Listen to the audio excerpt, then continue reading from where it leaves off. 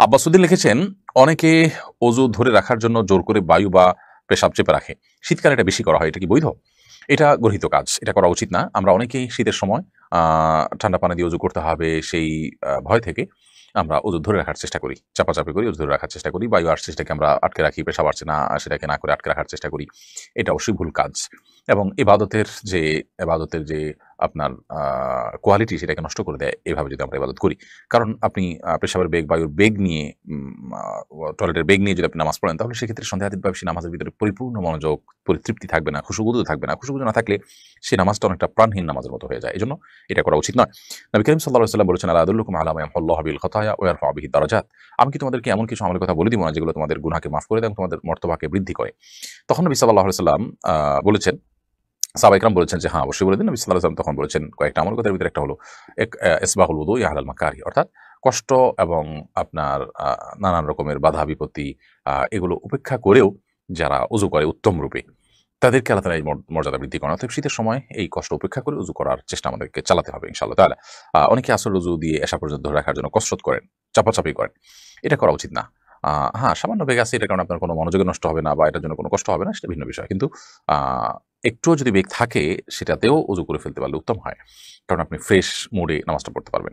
ফজলে ইলাহি আপনি লিখেছেন, আমার চর্মরোগ আছে। বারবার উযু করলে আমার চামড়ায় সমস্যা হয়। আমার জন্য কি তায়াম্মুম করে সালাত আদায়ের সুযোগ আছে?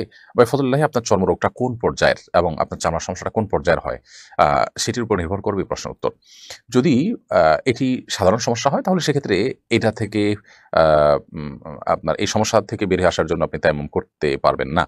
আর যদি এটা চরম পর্যায়ে পৌঁছে যে এটির কারণে আপনার ভয়ঙ্কর অসুবিধা তৈরি হয়, আপনার প্রাণ আ হুমকির মধ্যে পড়তে পারে, জীবন হুমকির মধ্যে পড়তে পারে কিংবা এই জাতীয় জটিল থেকে জটিলতর সমস্যা হতে পারে। এরকম যদি আপনার কাছে মনে হয় তাহলে সেক্ষেত্রে আপনি এই সুযোগ পেতে পারেন বা ডাক্তাররা যদি এরকম বলেন যে হ্যাঁ, আপনার এটা চরম সমস্যা তৈরি হবে। তবে আ এরকম রোগীরা অনেক সময় দেখা যায় যে পায়ের সমস্যা হয়। সেক্ষেত্রে পায়ে আপনি চামড়ার মোজা ব্যবহার করতে পারেন। দুপুরে উযু করলেন, পরবর্তী ২৪ ঘন্টায় মোজা পরা থাকলে আপনি পাও-টা না ধুয়ে আপনি উযু করতে পারলেন। এবং গরম পানিতে উযু করার সুযোগ থাকে।